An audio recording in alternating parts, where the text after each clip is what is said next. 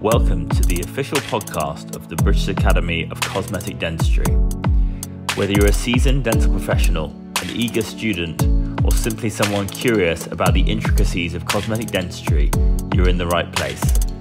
Here at the BACD, we bring together the brightest minds, groundbreaking research, and innovative practices from across the UK and beyond. In each episode, we aim to delve deep, offering insights, sharing stories, and demystifying the beautiful world of cosmetic dentistry. I'm Simon Chard, President of the BACD, and I'm thrilled to have you join us on this enlightening journey. Let's dive right in. Hello and welcome to this podcast, which we are recording on behalf of the British Academy of Cosmetic Dentistry ahead of the 2023 conference, which was held at the Institute of Engineering and Technology in London on the 9th to the 11th of November. Today I'm joined by Dr. Nazariy Mykhaylyuk from Ukraine, who is presenting a hands-on session of the conference. So, hi Naz, how are you? Hey, I'm good. Thank you. Thank you for inviting me. Thanks for agreeing to come and do this podcast with us. So we're really looking forward to hosting the conference and having your session of the conference. So maybe to start with, if you could just introduce yourself, give us a little bit of information about who you are, where you work, and so how that's come about, really. Yeah, I'm a dentist from Ukraine. So I'm also an international speaker. I'm focused on smile makeovers and also full mouth reconstructions. I have two practices in Ukraine. Also, I have two training centers. One of them is in Las Vegas, Envision Las Vegas, and another one is Envision Kuala Lumpur. So it's basically in Asia, in Malaysia. Oh, wow. And now I'm fully focused on the digital workflow. And my main focus, again, are smile makeovers and full mouth reconstructions. So 80% of my cases that I'm doing are full mouth rehabs. Right. Brilliant. So Las Vegas and Kuala Lumpur. So those are interesting places to have training centers. So how did that come about? Well, I mean, I have my training center also in Ukraine. And when my friends and partners, they saw the way how we organize courses in Ukraine, they saw that people are coming from all around the world. We were doing lots of live patient courses. And they said, hey, listen, why don't you bring this experience to US? And so first we actually opened the same type of training center in Las Vegas. And it's also, it's a great city to visit. So it's usually interesting for participants to combine. Basically, they can learn new stuff. And also at the same time, they can visit a great place like Las Vegas. Yeah, and then once we started running courses in Las Vegas, I also got people who contacted me about Asia. They were like, hey, listen, we have so many people eager to learn digital dentistry here in Asia. So maybe let's go ahead and open a training center for Asian region. And this is how we ended up in Kuala Lumpur. That's also, by the way, a really amazing place to visit. If you haven't been there, you should go. There are really interesting stuff to see. And this is where we also run this type of courses. We have the same setup in both training centers.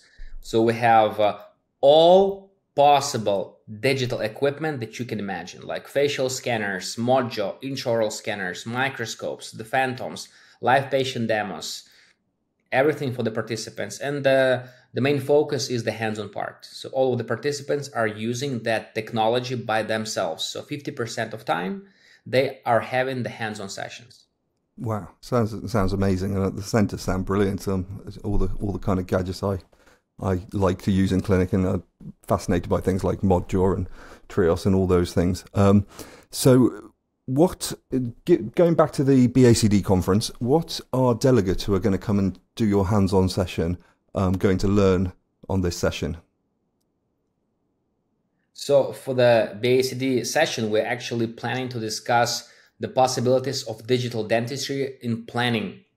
We will actually speak about how we can design smiles for the patients ourselves using the 3Shape software. So because, quite many dentists are nowadays doing the designs by themselves. Things like designing mock-up, and even many of them are also designing the final cases and mill the final cases for themselves. So I think it's becoming their routine workflow that each dentist should know how to accomplish himself. And also we see that we have lots of requests from the dentists. They want to learn how to do this design themselves, especially nowadays when we have so much so many different types of the dental software, of the designing software. So this is what we are going to do actually in BACD conference. We're going to have the hands-on session. We're going to have the laptops for everybody. We're going to have a patient, and all of the participants will design a smile using the CAD software from 3Shape. Brilliant. So it's in effect the 2D smile designer, and then transferring that over to the lab That's software, is it? That's basically not a 2D, that's a 3D. Okay, so are you going to be starting with the smile frame and then moving into a real view engine and all that kind of stuff? That is correct. Yeah. Okay. Yes. So how you go from one to the next? Amazing. And so why do you feel so passionate about digital dentistry? What do you feel interests you the most and makes you passionate about it? I'll tell you like this. I think all of us dentists, first of all, we need to have some type of change in our profession from time to time.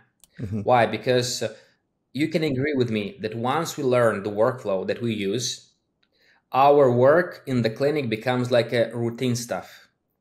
And when you're doing the same thing every single day, eventually it can become actually boring and you're not anymore excited. So it sounds strange, but this is also one of the reasons why in 2016, I decided to move to the digital dentistry, because I wanted to bring some new interesting experience to my life. That's the reason number one, but that's not the main reason.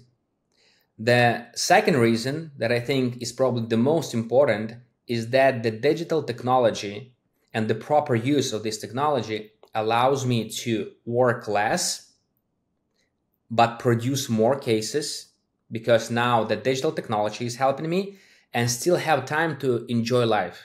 You know, I got married last weekend. Oh, congratulations. And thank you.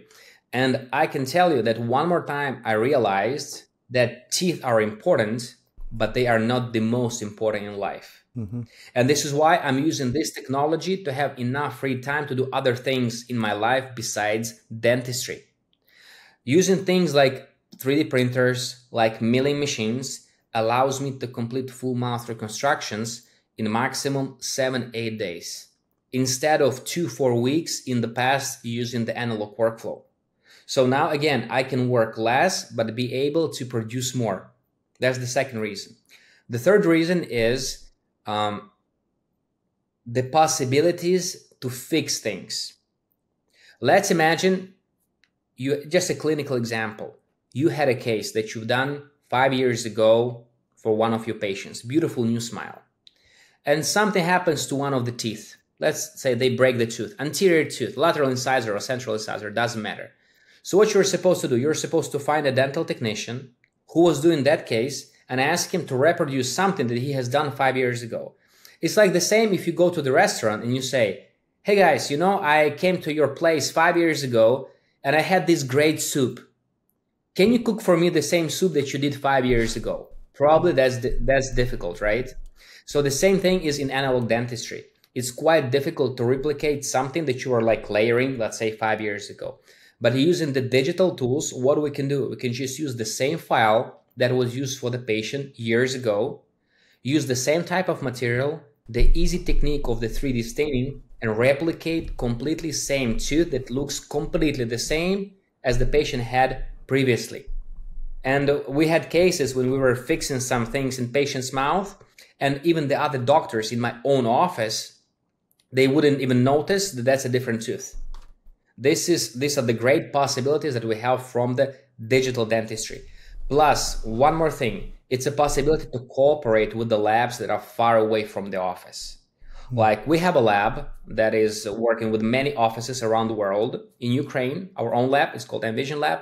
And for example, let's say you're in London, you have your patient, you scan your patient, make a face scan, make intraoral scan. I mean, you use the tool that you have. Even if you have just the intraoral scanner, you already can scan the teeth, take some pictures, put it to the Dropbox, and we can see it right away in 5 minutes in our lab. We can design a case for you. We send you the STL file. You have your 3D printer, you print your case, you transfer a mock-up, you demonstrate to your patient, you sell a case to your patient, then you use the same mock-up for reverse preparation. You make the provisional using the same mock-up, and then you can also send the scan to our lab and we produce a case for you. So when we speak about the analog, I mean, that would be very difficult to do that, to cooperate with the labs that are far away from the office. With the digital, it's very, very simple, and you can cooperate, between different countries. I think, yeah, you've sort of vocalized my experience. Again, similar, 2016, I think I got into digital and got the Trios scanner and then got a printer, got a mill, all that kind of stuff, and built up. And I think that the predictability for the patient's outcomes, the planning, the interest, I mean, that was a massive thing for me. The fact that I was suddenly interested in dentistry after 15 years of taking impressions and doing, and all that just massively reinvigorated my interest in dentistry. And I think that it's saved my career to some extent. I think it made it interesting again and made me love it again. Brilliant. So can you tell us an interesting fact about yourself that other people might not know? Nothing too yeah, something. Oh, something interesting about yourself that other people may not be aware of. Okay. I can say that I am, even though that I look very strict from the outside, at home I can be a quite sensitive person. It's just the life that makes us create this protective shield.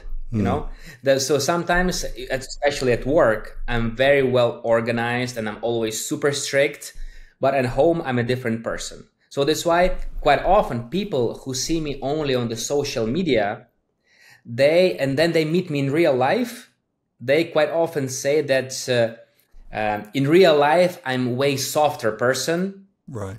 For them, that it looks on the social media, because on the social media, you always try to be so strict, so serious, because you're a speaker and you present yourself in this way. But sometimes it's probably even too much. Sometimes you need to share a bit of the way how you really are in your life, because not everybody is perfect, not everybody is super organized, and sometimes probably you have to share that as well. Let's say like this. Yeah, I'm terrible on social media. I put pictures of me playing guitar and songs and all sorts on. So I lack seriousness, but I've not got many followers, so that's probably safe. With regards to dentistry, so I suppose the heaven and hell of dentistry, what are your favorite parts of dentistry, and what would you, if you could, or maybe you already have, cut out of your practicing life entirely? I mean, for me, dentures, I would get rid of in a second. You probably don't do a lot of that kind of stuff, but what would your favorite bits in your bits you'd bin instantly? I think I'll have a little longer answer to that question, if it's okay with you. No problem. I graduated in 2010. It was 13 years ago. And in 2010, I'll get a little more into even some business details. In 2010, you know how much we were charging a patient in the office per unit? 80 euros. Wow. 80.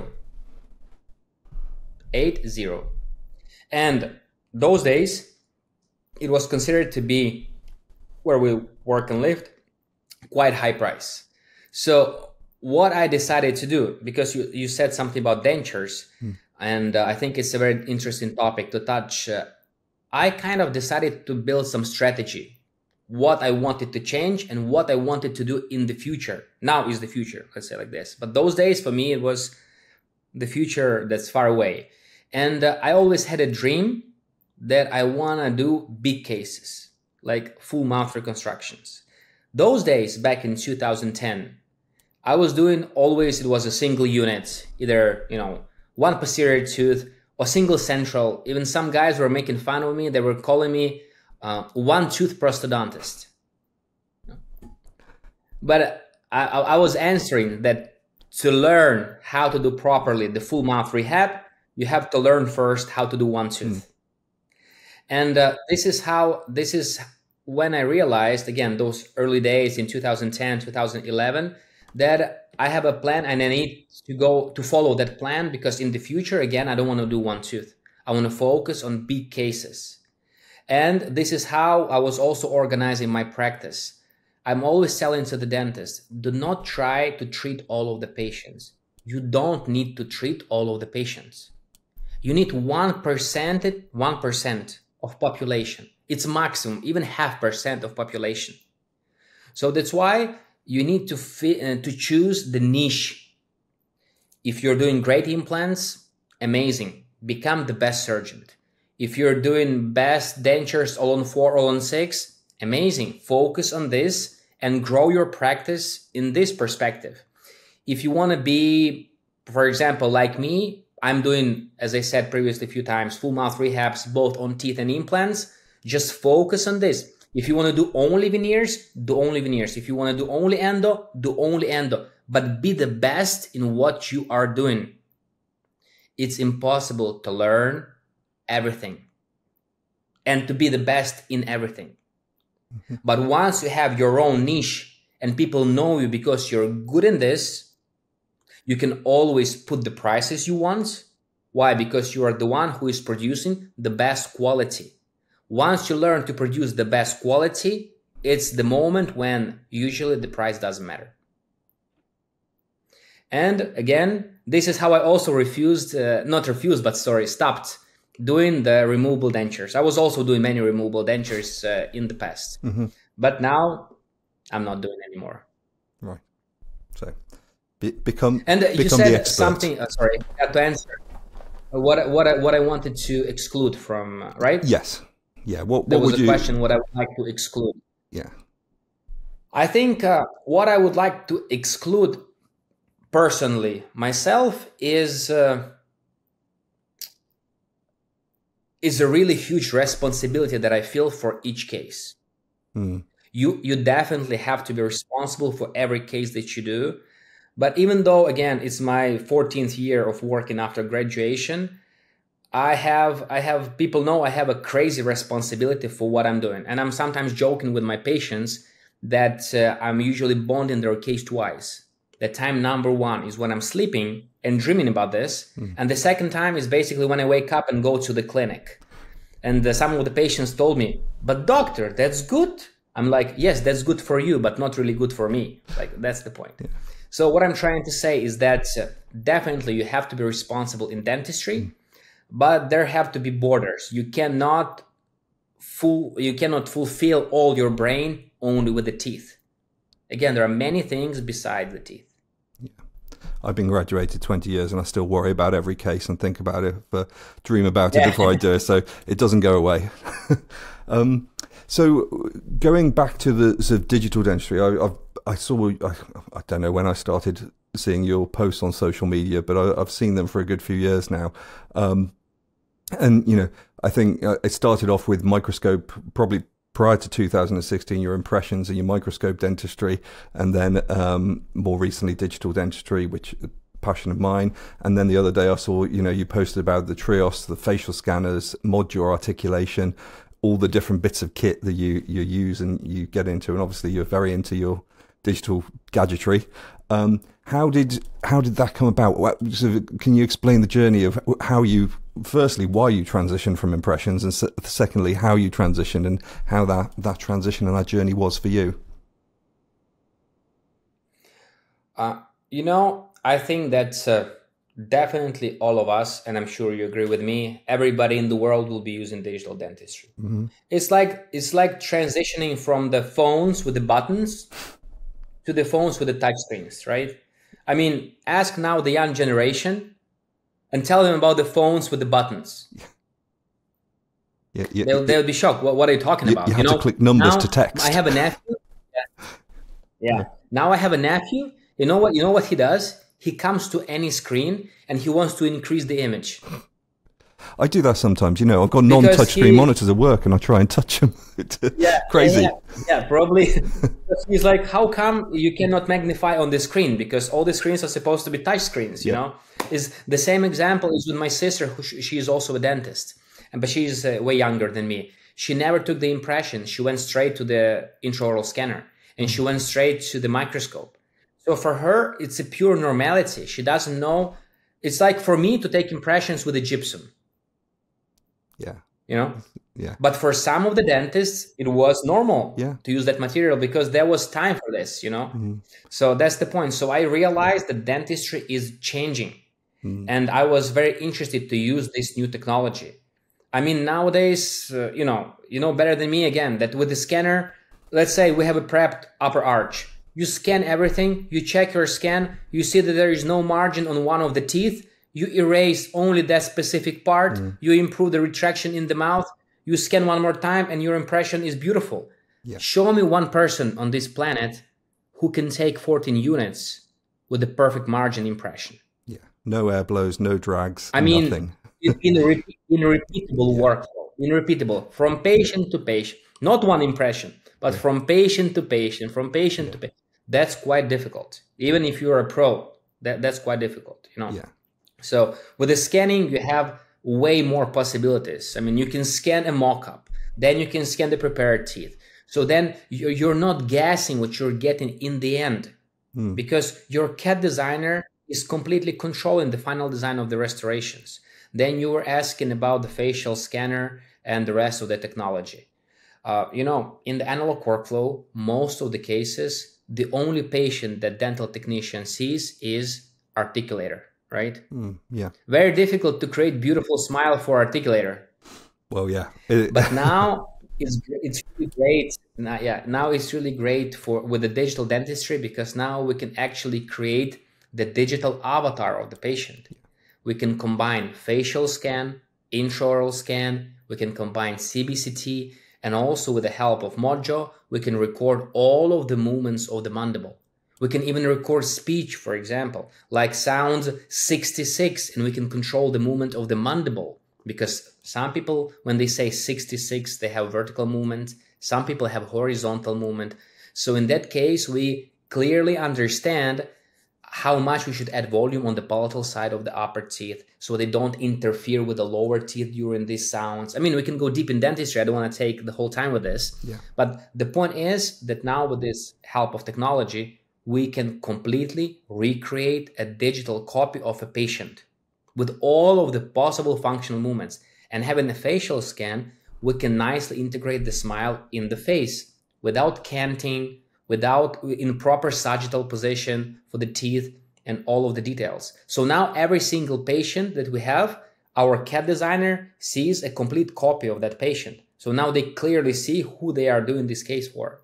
Yeah, I mean, always used to say, how can a lab technician look at a stone model with no information? Because, back in the day where you'd send a A3 shade tab or whatever, and how can that, even with a good impression, how can that lab technician actually use that to give something that fits that patient or looks anything like what it should?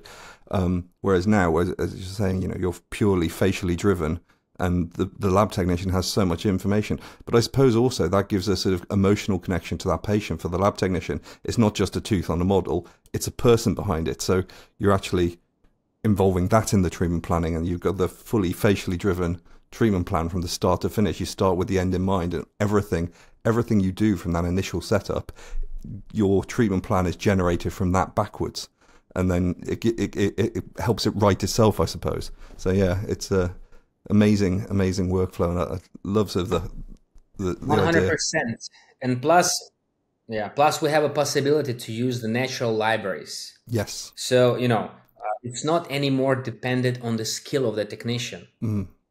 And what I see, honestly, I see many dental technicians who are doing analog, but now are doing digital, and their level of work went up really fast.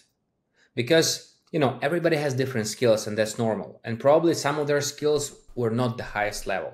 But the digital technology gave them the possibility to use the natural shapes, and their cases now look way more beautiful. So, what we do? For example, usually when I motivate a patient to start a treatment, I show my previous cases, even the ones that I've done in analog workflow many years ago.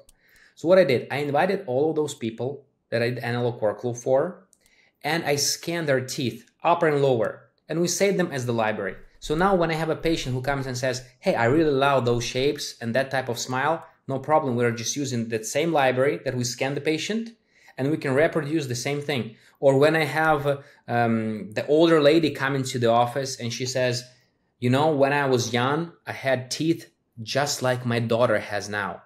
The only question I have is, where is the daughter? Yeah. So then we would invite the daughter, would scan her teeth, use them as a library, of course, equilibrate according to the occlusal conditions of the lady, and then we replicate the same thing. So, I mean, those are the possibilities that we've never had even close in the analog workflow. But that's normal. There is time for everything. Again, there was time for the analog workflow, and we were trying to take maximum out of analog workflow. But the world moves on. And now we have the new stage, the new time in dentistry when everything is digital. And it's not a question whether you're going to be digital or not digital. It's only the question when you're going to be digital. Yeah. And it's not anymore the future. It's already kind of the past because it's already on the market. It's working. And what's also interesting, patients are also very smart. They are following the market. We have people, Doug, you will not believe, they call and they say, I want to come because I know you have Mojo for diagnostics. Wow. Patients say that. So just like you are following my social media, I have many patients who are also following me for years. And then only after a few years, they come to the office and do the treatment. And they know everything. They can tell you everything about the facial scan, intraoral scan, about the Mojo and everything. So what I'm trying to say that patients are getting more and more educated. And if they come to your office and they see that you're not using magnification, that you're not using digital technology, I mean, then they have some questions. Yeah. And I think the patients as well, when you do use these things for them, when you're even just taking photos of their teeth, taking scans of their teeth, it impresses them. They are surprised because, especially if they've been to another practice previously, which was purely analog, and they've had their mouths full of alginate or silicon or whatever else, it changes their experience entirely. And I think that's one of the sort of massive differences from a patient perspective. I mean, we could talk all day about the sort of geeky side of digital dentistry and all the, I suppose, the workflows that are yet to be developed and the way we can utilize all these different types of scans, pre-preparation scans, adding extra scans into things and utilizing those. But also, from a patient perspective, it's just much nicer. And if word of mouth gets out that you're the person using your trios scanner, your facial scanner, module, and all these different things, people are astounded, and it does improve your presence, I suppose, and the word of mouth referrals to your practice. And by the way, I explain all of my patients the benefits of this technology, because otherwise they cannot understand the value if you don't explain. Okay, you have all these toys, but if the person doesn't know what you need them for, it's it's kind of useless. It's also worse if the dentist doesn't know what they use them for. Yeah. So the thing is, like today, I'm starting 2 new cases after ortho treatment, 2 full mouth reconstructions. And I was using Mojo, the face scan. So meanwhile, while doing all these procedures, I was explaining everything to the patient shortly. That here, now we can actually record all of the movements of your mandible. We could never do that ever before in history of dentistry. But now we could record some movements, but now we can record all of the movements. So that will help us to create more proper functional bite for you and less risks in the future to break those restorations. And then they understand why they are in your office and not in somebody else's office. Yeah, brilliant. Now, at the conference, where you're supported by 3Shape, I believe, doing your session, and there's going to be 3Shape software and scanners and things there. As a company, what do you feel the benefits of 3Shape as a company are? Because I know the scanners are great, and the workflow and the ecosystem, I suppose, it all works. That's true. The thing is, when I started using the digital dentistry, it's neither 3Shape knew me, neither I knew 3Shape. That's the point. Yeah. That was, back in 2016. No one. So the thing is, it was also kind of a lucky guess for me those years. But now I'm more than happy that I chose that direction. And the answer is very simple, and you already said that word. It's all about the ecosystem. It's just like we're using, the Apple stuff. Like I have iPhone. I take pictures. I have those pictures right away on my iPad, on my MacBook, on my iMac, and I can use the benefits of this brand, of all of their developments. The same with the scan. You perfectly know it. That if I do the pre-preparation scan, if I do the final scan, if I do HD photos over my scan, just to make sure that my CAD designer sees all of the areas perfectly, I mean the marginal zone, then you can use these benefits only if you're sending this to the 3Shape. Because quite often people are asking, which scanner should I choose? And I have this kind of joke that to choose a scanner is just, to buy a scanner is like marrying a woman. You're not marrying only a woman, you're marrying the whole family. So the same thing is with the scanner. It's not only about the scanner, it's about which software you're going to use. It's about which software is going to use your lab. It's about which software is using your orthodontist who is also doing digital ortho. And 3Shape allows us to have one ecosystem for everybody. For my surgeon, for implant studio, for my orthodontist ortho analyzer, dental system on the side of my CAD designer, and Unite software on my side. And this is how we can use all of the benefits. Yes, we invest money in this technology, but then we can get maximum out of this technology. Yeah. Going back to the analogy of marrying a woman, what you're saying is 3Shape has a good mother-in-law. Yeah. So, good, yeah. To finish off, I suppose outside of dentistry, when we take teeth away from it all, what would you do, say, to relax? What are your hobbies? What do you do in your spare time? Or do you not have much spare time? Sorry, my phone just fell down. I mean, my answer probably will be nothing too much special. I think that you can become successful in what you're doing, we're speaking right now about dentistry, is when you are enjoying it. So I'm truly enjoying what I'm doing. That's the one thing. Another thing is that because of dentistry, I have a chance to travel, to see the world. I mean, I've been to more than 70 countries in the last 13 years. And probably if I was not a dentist, I wouldn't have that chance. So I'm enjoying also traveling a lot. And also I enjoy a lot spending time with my family. Probably when we are getting older, we start appreciating and understanding that the family is the most important thing. When I was younger, I was very eager and I was very motivated that I have to buy a car I want, I have to buy an apartment I want this. But then when you're getting older, you have a little different things that you appreciate. So for me, those are three things: dentistry, traveling, and spending time with my family. This is the best trio.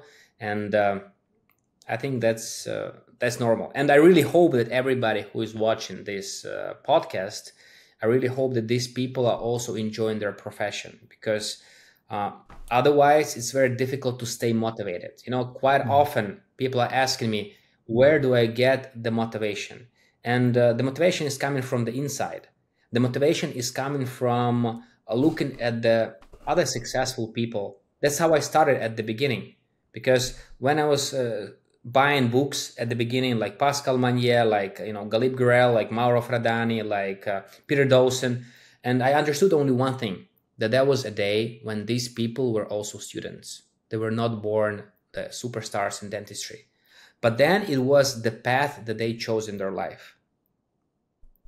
And, everybody is choosing his own path.